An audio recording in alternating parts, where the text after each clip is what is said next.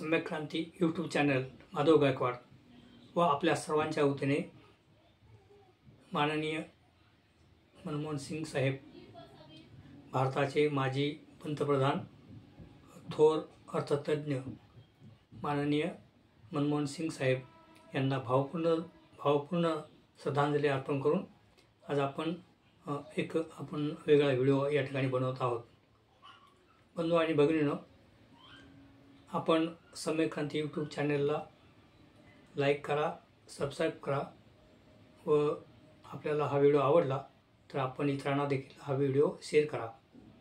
आजचा विषय यासाठी महत्त्वाचा आहे की नुकतेच नवीन मंत्रिपदावर आरूढ झालेले समाज कल्याण मंत्री संजय शिरसाट साहेब यांनी संभाजीनगर येथील वसतिगृह म्हणजे हॉस्टेलवर त्यांनी पाहणी केली आणि त्या हॉस्टेलचं विदारक चित्र त्यांनी प्रत्यक्ष डोळ्यांनी पाहिलं। मुलांना कशा पद्धतीने त्या ठिकाणी असुविधा आहेत आणि ते प्रत्यक्ष आपण टीव्हीवर आणि वेगवेगळ्या बातम्यातून पाहिलेलं आहे आणि संपूर्ण महाराष्ट्रामध्येच तशीच परिस्थिती असण्याची शक्यता आहे।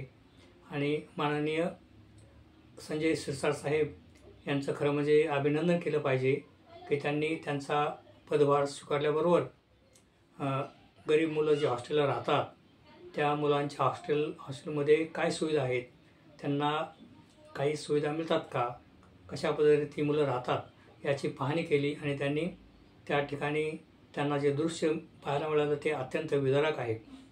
या ठिकाणी आपल्याला म्हणावंसं वाटतं की खरं म्हणजे 2.5 वर्षापूर्वी जे शिंदे साहेबांचं मंत्रिमंडळ स्थापन झालं होतं त्याच वेळेला श्रीयुक्त संजय शिरसाट साहेब यांची नियुक्ती झाली असती तर बरं झालं असतं। कारण त्यांनी जे या ठिकाणी संताप व्यक्त केला ते दृश्य पाहून तर आपल्याला या ठिकाणी म्हणावंसं वाटतं की या अगोदर जे समाज कल्याण मंत्री महोदय होते त्यांनी या गोष्टीकडं लक्ष का दिलं नाही। त्यांची ही दयनीय अवस्था हॉस्टेलची ही त्यांच्या लक्षात आली नाही काय। तेव्हा या ठिकाणी म्हणावंसं वाटतं की 2.5 वर्षापूर्वीच संजय शिरसाट साहेब यांची नियुक्ती झाली असती तर बरं झालं असतं। तेव्हा आपण संजय शिरसाट साहेब नामदार यांचे अभिनंदन करूया व त्यांनी असेच यापुढील देखील संपूर्ण महाराष्ट्रामधील असणारे हॉस्टेल व त्यांच्या डिपार्टमेंट असणाऱ्या जी कार्यालय आहेत तिथे अशी वारंवार आपण भेटी देऊन आपण त्या प्रश्नाला वाचा फोडावी अशी आपण त्यांना विनंती करतो आहोत। या ठिकाणी हे दृश्य पाहिल्याच्या नंतर मला आठवण येते माननीय शिवसेना प्रमुख बाळासाहेब ठाकरे यांचे विश्वासू सहकारी प्रमोद नवलकर साहेब। प्रमोद नवलकर म्हणजे एक पत्रकार, एक समालोचक आणि गाडी अभ्यासक आणि एक नगरसेवक, नंतर आमदार आणि 30 ते 35 वर्ष ते विधान परिषदेमध्ये आणि 5 वर्ष विधानसभा आणि 30 ते 35 वर्ष विधान परिषदेमध्ये त्यांनी आपला कार्यकाळ व्यतीत केला आहे। त्या दरम्यान ते भटक्याचे भ्रमंती म्हणून त्यांनी जवळजवळ 52 वर्ष नवशक्ती या दैनिकामध्ये त्यांचं लिखाण यायचं, त्यांचं एक सदर यायचं, भटक्याच्या भ्रमंती। स्वतः प्रमोद नवलकर साहेब वेगवेगळे रूपं घेऊन वेगवेगळे वेषांतर करून वेगवेगळ्या ठिकाणी जाऊन ते त्या ठिकाणचा रिपोर्ट त्यांच्या लेखामध्ये लिहायचे व नवशक्ती या वर्तमानपत्रात त्यांचे लेख यायचे। मी स्वतः नवशक्तीचा वाचक त्यामुळंच होतो की मला प्रमोद नवलकर साहेबांचे जे भटक्याचे भ्रमंती त्यांचं सदर यायचं ते मला खूप आवडायचं आणि तेव्हापासून मी अनेक वर्ष नवशक्ती पेपर विकत घ्यायचो केवळ प्रमोद नवलकर साहेबांच्यामुळे। तेव्हा अशा शिवसेनेच्या जे मंत्री आहेत किंवा इतर जे मंत्री आहेत त्यांनी खरं म्हणजे अशा जे शिवसेनेमध्ये महान नेते झालेले आहेत त्यांचा आपण आदर्श घेतला पाहिजे। प्रमोद नवलकर साहेब हे वेषांतर करून दारूचे अड्डे, मटके अड्डे, गुंडांच्या टोळ्या, वेश्या वास्त्या इथे वेषांतर करून जायचे व त्या ठिकाणचा प्रत्यक्ष डोळ्याने ते अहवाल पाहायचे व नंतर अधिकाऱ्यांना आणि शासनाला त्या गोष्टी सगळ्या सांगायचे। अशा पद्धतीने नवीन मंत्र्यांनी देखील या ठिकाणी या जुन्या शिवसैनिकांचा आपल्याला आदर्श घ्यायला पाहिजे। प्रमोद नवलकर म्हणजे हे त्यावेळचे जे नेते होते खरोखर मोठ्या मनाचे होते. प्रमोद नवलकर पहिल्यांदा अपर हाऊसमधून ते निवडून आले होते, परंतु त्याच्यानंतर ते 3 ते 4 वेळा विधान परिषदेवर बाळासाहेब ठाकरे यांनी त्यांना पाठवलं होतं. आणि त्या काळामध्ये त्या विधान परिषदेचे सभापती असायचे रासू गवई, दादासाहेब गवई म्हणजेच रासू गवई साहेब. हे रिपब्लिकन पक्षाचे अध्यक्ष. आणि त्या काळामध्ये रिपब्लिकन पक्षाचा एकही आमदार नसायचा, तरी देखील रासू गवई साहेब हे सातत्यपूर्ण अनेक वर्ष विधान परिषदेमध्ये असायचे.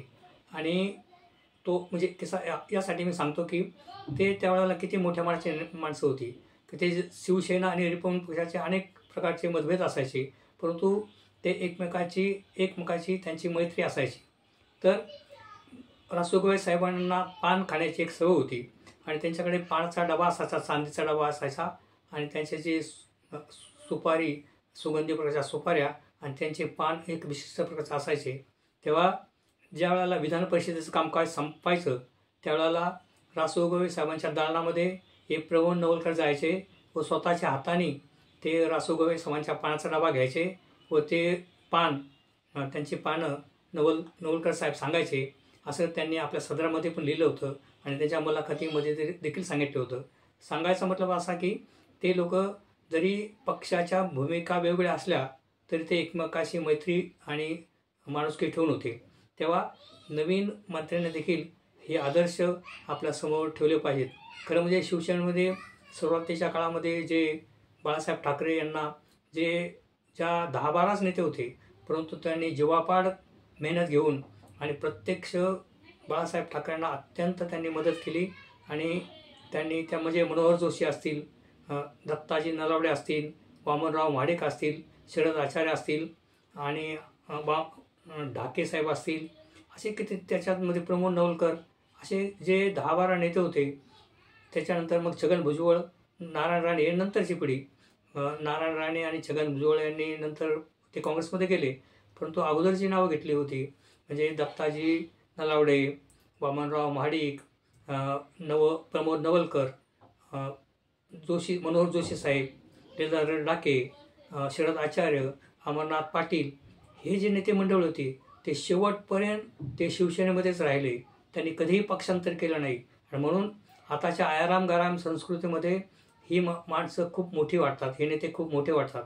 तेव्हा आताच्या ज्या शिवसैनिकांनी, शिंदेसाहेबांच्या शिवसैनिकांनी आपल्या नेत्यांचा आदर्श घेतला पाहिजे. आणि म्हणून या ठिकाणी मी आपल्याला सिरसाट साहेबांनी जे आपल्या पदभार स्वीकारल्याबरोबर जे हॉस्टेलच्या संदर्भामध्ये त्यांनी पाहणी केली, अशाच पद्धतीने प्रत्येक मंत्र्यांनी आपापल्या डिपार्टमेंटमध्ये जाऊन त्यांच्या जे कार्यालय आहेत त्या संपूर्ण महाराष्ट्रामध्ये त्यांनी भेटी देऊन आपले जे काम आहे, आपले जे डिपार्टमेंट आहे, आपल्याला जे शिंदेसाहेबांनी आपल्याला जे पद दिलेलं आहे त्या पदाचा उपयोग करून गोरगरिबांना आणि सामान्य जनतेला आणि शेतकरी, कामगार, कष्टकरी यांना आपण मदत करावी, अशा पद्धतीने अपेक्षा सामान्य जनतेच्या वतीने आपण करू शकतो. तेव्हा या ठिकाणी प्रमोद नवलकर साहेब यांना आपण या ठिकाणी संजय सिरसाट साहेबांच्या निमित्ताने आपल्याला आठवण आलेलं आहे, म्हणून ही गोष्ट मी आपल्यासमोर सांगितलेलं आहे.